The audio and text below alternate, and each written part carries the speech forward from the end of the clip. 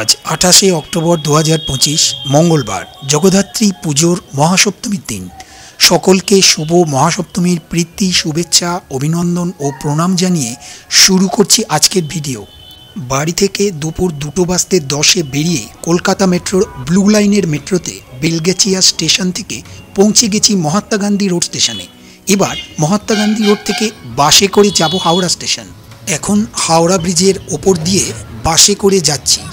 আমি এখন যাচ্ছি হুগলি জেলার চন্দননগরে মহাসপ্তমীর দিন জগদ্ধাত্রী ঠাকুর দেখতে। পৌঁছে গেছি হাওড়া স্টেশনে। এখন সময় দেখাচ্ছে রেলের ঘড়িতে দুপুর 2:22। সামনের সাবওয়ে দিয়ে প্ল্যাটফর্মের দিকে যাব। ইউটিএস অ্যাপ থেকে বাসে বসেই ট্রেনের টিকিট কেটে নিয়েছি যাতায়াতের। হাওড়া থেকে ইস্টার্ন রেলের ব্যান্ডেল লাইনে যে কোনো লোকাল ট্রেনে চন্দননগর যেতে সময় লাগে কম বেশি 45 মিনিট, ভাড়া 10 টাকা। মানকুণ্ডুর পরেই চন্দননগর। শিয়ালদহ থেকেও নৈহাটি ব্যান্ডেল হয়ে চন্দননগর আসা যায়। ব্যান্ডেল থেকে হাওড়ার দিকে তৃতীয় স্টেশন চন্দননগর, চুঁচড়ার পরেই। আমি পেয়ে গেছি 2:40-এর ব্যান্ডেল লোকাল, পাশেই দাঁড়িয়ে আছে। এর পরের ট্রেন 2:55-র গ্যালোপিং বর্ধমান।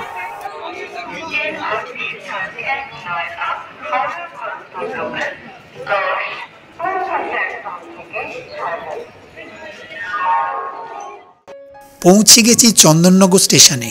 ট্রেন নামালো 3 নম্বর প্ল্যাটফর্মে, আমি যাব 1 নম্বরে। প্রায় 30 বছর বাদে আমি চন্দননগর এলাম। শেষ এসেছিলাম 1995 সালে। তার আগে প্রায় আসতাম ঠাকুর দেখতে। অনেক আধুনিক হয়েছে চন্দননগর স্টেশন। ঘূর্ণিঝড় মান্থার আজকে জমিতে আছড়ে পড়ার কথা। এই জন্যই হয়তো চন্দননগরের আকাশ দেখছি হঠাৎ মেঘাচ্ছন্ন। ঠান্ডা হাওয়াও দিচ্ছে। ট্রেনে আসার সময় আগের স্টেশনগুলিতে কিন্তু আবহাওয়া পরিষ্কার দেখেছি। পাশ দিয়ে চলে গেল 2:55-র বর্ধমান গ্যালোপিং। চন্দননগর স্টেশনের আলোকসজ্জা। স্টেশনের 1 নম্বর প্ল্যাটফর্মের পাশেই রয়েছে সুন্দর সুলভ শৌচালয়। চন্দননগরের জগদ্ধাত্রী পুজো কিন্তু দুর্গাপুজোর মতো 4 দিন হয়। ষষ্ঠী থেকে শুরু হয় পুজো, ভাসান হয় দশমীর দিন। গতকাল গেছে ষষ্ঠী। সন্ধ্যের পর খুব ভিড় হয়, সেই জন্য আমি একটু তাড়াতাড়ি এসেছি। ঠাকুর দেখতে দেখতে সন্ধে হয়ে যাবে, তারপর দেখব চন্দননগরের বিখ্যাত আলোকসজ্জা। ইতিমধ্যেই প্রচুর মানুষ কলকাতা থেকে এসে পড়েছেন ঠাকুর দেখতে। তবে এখানে পুরো হেঁটেই করে ঠাকুর দেখতে হবে, কারণ কোনো যানবাহন এই সময় চলতে দেওয়া হয় না। আমার আগের অভিজ্ঞতা থেকেই বলছি। আমি শুরু করলাম হাঁটা। প্রথমেই চলেছি স্টেশনের 1 নম্বর প্ল্যাটফর্মের পাশের রাস্তা দিয়ে খলিশানি পূজা মণ্ডপের দিকে। পরিবেশটা একেবারে অন্যরকম, দারুণ লাগছে।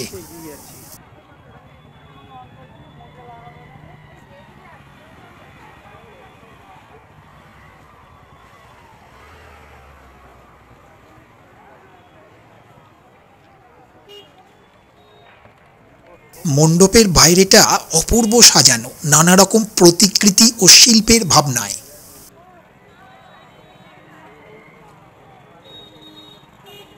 এই সুন্দর পরিবেশে সবাই নিজেদের ছবি তোলার চেষ্টা করছে।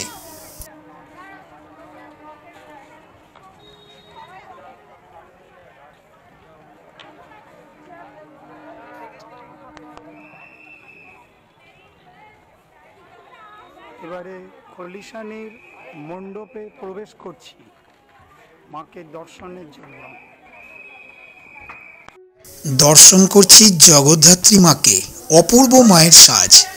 মায়ের চোখের দিকে তাকালে মনে হলো মা যেন বলছেন, ভয় কি রে, আমি তো আছি। মনে মনে মাকে প্রণাম করে বললাম, তোমার চরণ স্মরণ করার অনুমতি যদি দাও তবে খুব ভালো থাকি মা। এটি চন্দননগরের বিখ্যাত পুজোগুলির মধ্যে অন্যতম ও একটি প্রাচীন পুজো। মণ্ডপের ভিতরটিও খুব সুন্দর করে সাজানো। এখানে দেখানোর চেষ্টা করছি।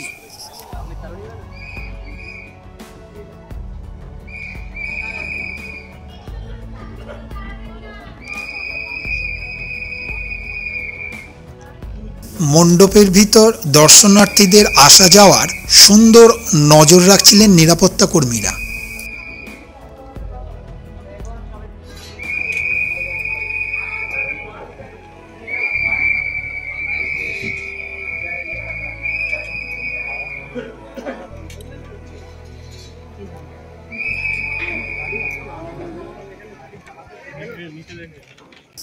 বাইরে নানা রকমের খাবারের দোকান বসে গেছে। আকাশ মেঘলা হওয়ায় খুব তাড়াতাড়ি যেন সন্ধে নেমে এলো। একদিকে ভালোই, সব আলো জ্বলে উঠবে এবার, যদিও সময় এখন বিকেল 4:30। এবার হেঁটে চলেছি 1 নম্বর প্ল্যাটফর্মের সামনের দিকে, স্টেশন রোড বা রাসবিহারী এভিনিউ ধরে। মহাসপ্তমীর দিন উৎসব একেবারে জমজমাট, মেলা বসে গিয়েছে। নানা রকমের জিনিস, হাতে বানানো ঝুড়ি, ব্যাগ, আরও কত কি।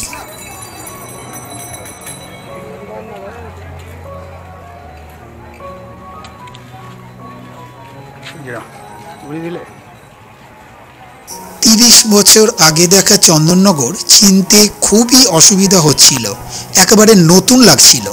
অবাক হয়ে নতুন বাড়িগুলি ও পুজো উপলক্ষে সাজানো রাস্তাগুলো দেখছিলাম।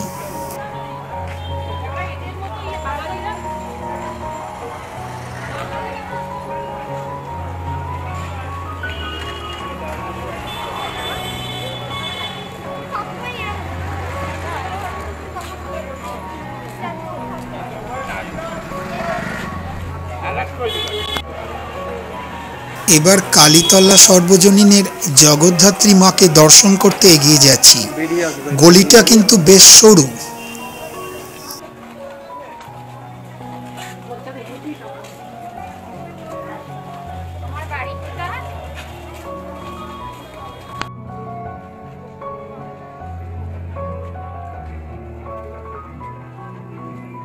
এখানে ভূতের রাজা দিল বরের ভাবনায় মণ্ডপ তৈরি হয়েছে।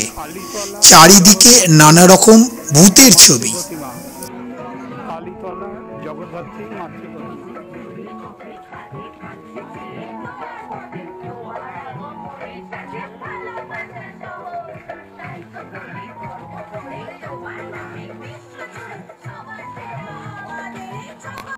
এখানে মায়ের সাজ সোনালী গয়নায় ও শাড়িতে, গলার মালাটিও অপূর্ব।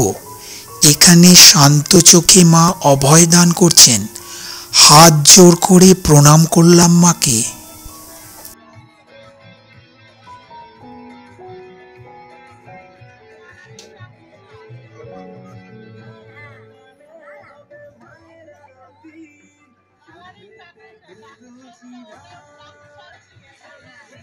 এবার চলেছি স্টেশন রোড বা রাসবিহারী এভিনিউ এর পাশের একটা রাস্তা দিয়ে আপনজনের পূজা মণ্ডপের দিকে।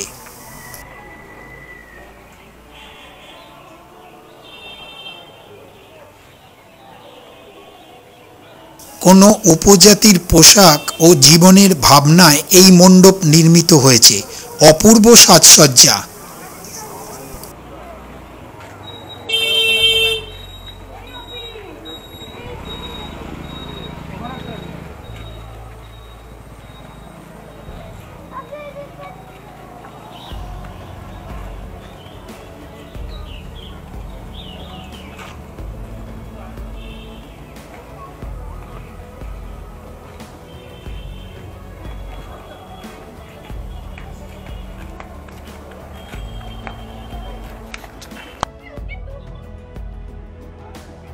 মণ্ডপের ভিতরেও প্রায় একই রকমভাবে সাজানো। সামনেই রয়েছে একটি বড় হাতি।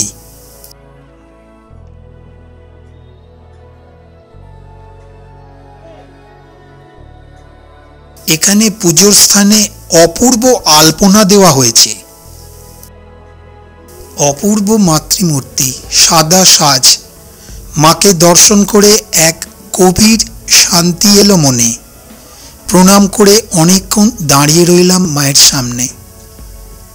মা গভীর মনোযোগ দিয়ে দেখছেন তার সব সন্তানকে।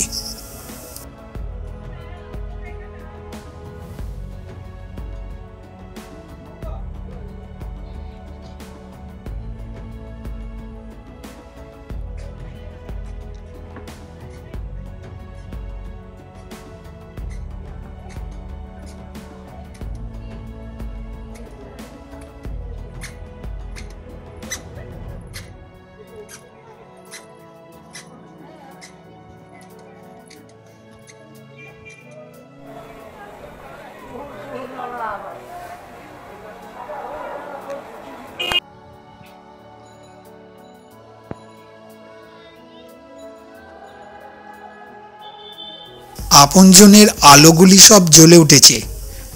বেশ ভালো লাগছে। এগিয়ে যাচ্ছি স্টেশন রোডের দিকে আস্তে আস্তে, কিন্তু ভিড় বেশ বাড়ছে।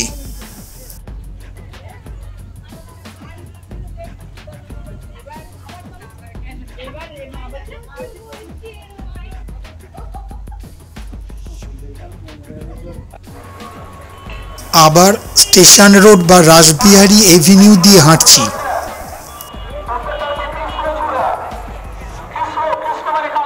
আকাশ পুরো মেঘলা, সব আলোই এবার জ্বলে উঠছে। দারুণ লাগছে কিন্তু।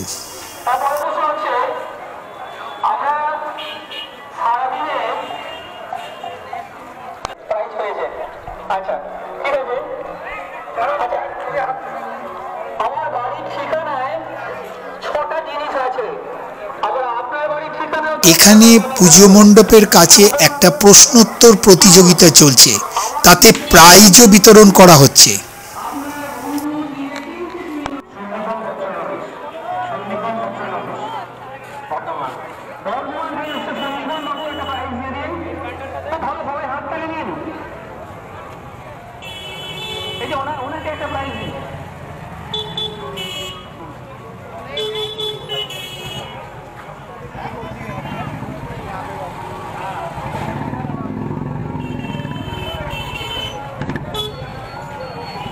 পৌঁছে গেলাম ফটকগোড়া মাতৃমন্দিরের কাছে। এটিও বিখ্যাত পুজোগুলির মধ্যে অন্যতম। দর্শন করব ফটকগোড়ার জগদ্ধাত্রী মাকে। মণ্ডপের ভিতর কিন্তু খুব ভিড়। ফটকগোড়া মাতৃ প্রতিমা, ফটকগোড়া মাতৃ মন্দির।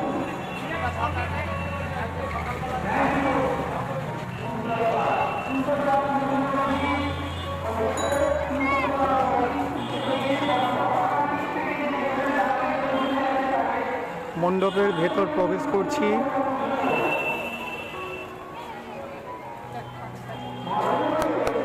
ফটকগোড়ার স্থায়ী মণ্ডপ তৈরি হয়েছে বলে মনে হলো। মায়ের মূর্তি এখানে অনেক বড়। মণ্ডপে একটি সুন্দর ঝাড়বাতি লাগানো হয়েছে। মন্দিরের কারুকার্য সত্যিই অপূর্ব। অপূর্ব স্নেহের দৃষ্টিতে মা তাকিয়ে আছেন সকলের দিকে। মায়ের রূপালী মুকুট ও শুভ্র সাজ সত্যিই অপূর্ব। গলার মালাটিও খুব সুন্দর। মায়ের হাতে চক্র এখানে ঘুরছে। মাকে নমস্কার করে মনে মনে প্রার্থনা করলাম, তোমার আশীর্বাদ দিয়ে সবাইকে ভালো রেখো মা। পাশেই রয়েছে গণেশ ঠাকুরের মূর্তি। মাতৃ প্রতিমা দর্শন করছি।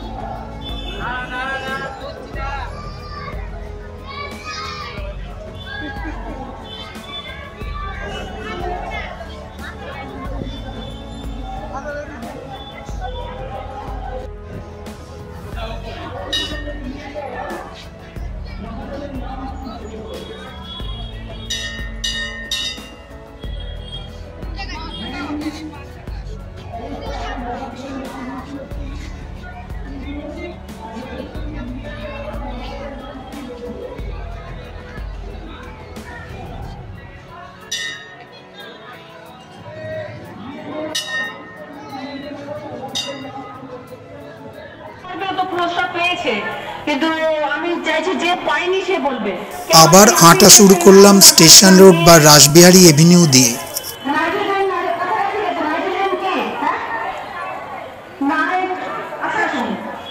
রাস্তা জুড়ে নানা রকম দোকান বসেছে, বেশিরভাগই হস্তশিল্পের জিনিস।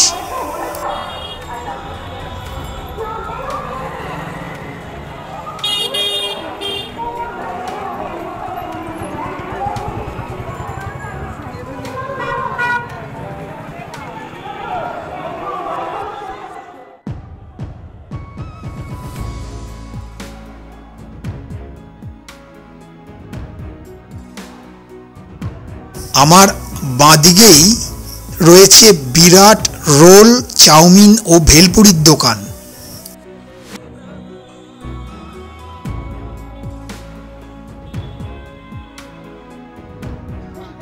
রাস্তার পাশেই একটি বাড়ির মধ্যে জগদ্ধাত্রী মায়ের পুজো হচ্ছে।